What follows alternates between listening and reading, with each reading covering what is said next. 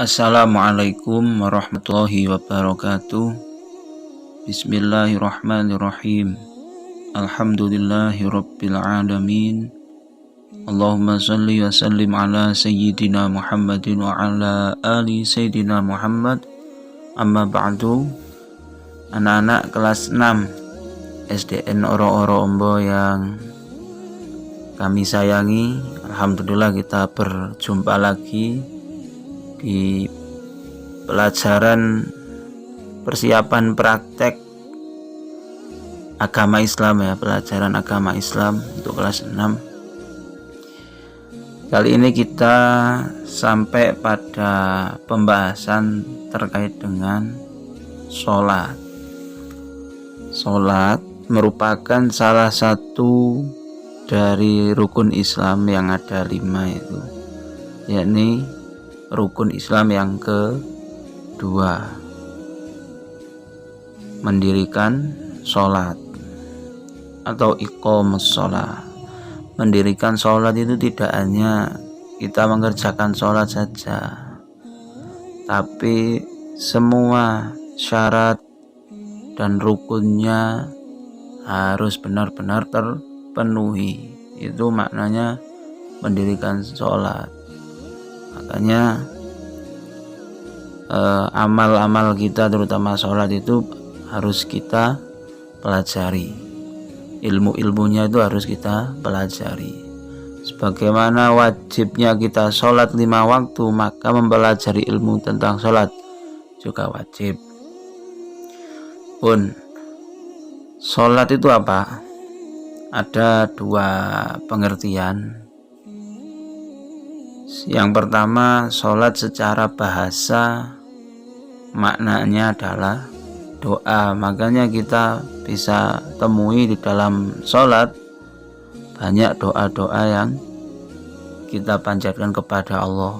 Jadi secara bahasa adalah maknanya adalah doa. Adapun secara istilah, saya mengutip dari kitab Fathul Qorib. Secara istilah syara atau syara, sebagaimana yang dikatakan oleh Imam Ar-Rafi'i, sholat ialah rangkaian ucapan dan perbuatan yang diawali dengan takbir dan diakhiri dengan salam beserta syarat-syarat yang telah ditentukan. Jadi kalau yang namanya rangkaian itu berarti ya perbuatannya atau ucapannya lebih dari 1 dan berurutan, harus urut. Nah, ini rangkaian ucapan dan perbuatan yang awalnya itu adalah takbiratul ihram dan akhirnya adalah mengucap salam. Itu adalah terkait pengertian dari sholat. Selanjutnya kita membahas terkait hukum macam-macam hukumnya sholat ya.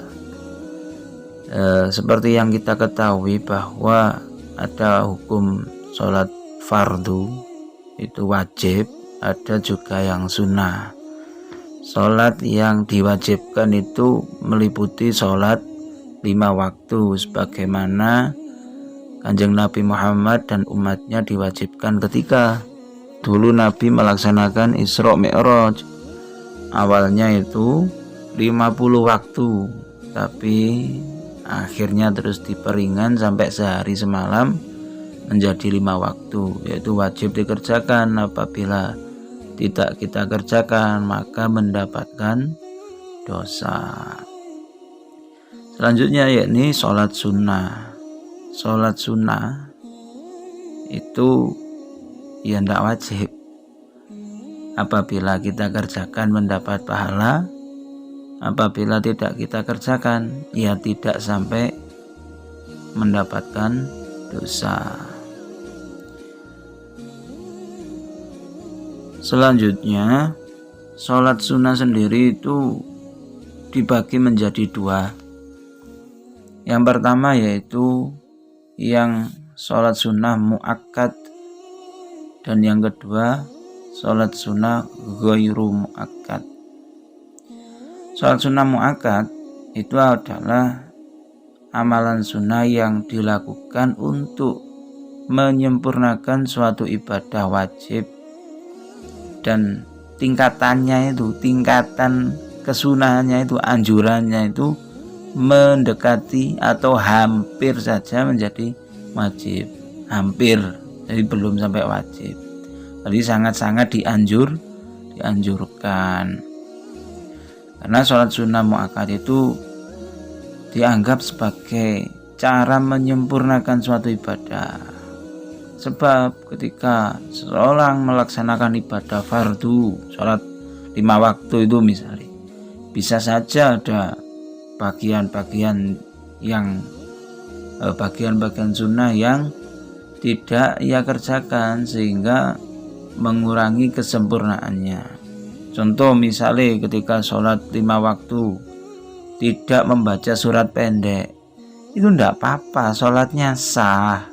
Yang wajib kan Al-Fatihah kan gitu, tapi sholatnya akhirnya tidak sempurna. Sehingga dengan mengerjakan sholat sunnah muakkad tadi, misal sholat rawatib, yaitu sholat qobliyah dan ba'diyah itu, maka diharapkan pahalanya dapat melengkapi sunnah membaca surat pendek yang tadi sempat ditinggalkan. Itu ya. Contohnya sholat yang sunnah muakkad yaitu sholat rawatib, qobliyah, ba'diyah itu. Selanjutnya sholat sunnah malam, ada sholat tahajud, witir, tarawih. Terus ada sholat duha, itu contoh-contoh sholat yang muakkad. Selanjutnya kita akan membahas terkait apa sih, ada syarat sholat, ada rukun sholat. Jadi kita harus bisa membedakan dulu syarat itu apa.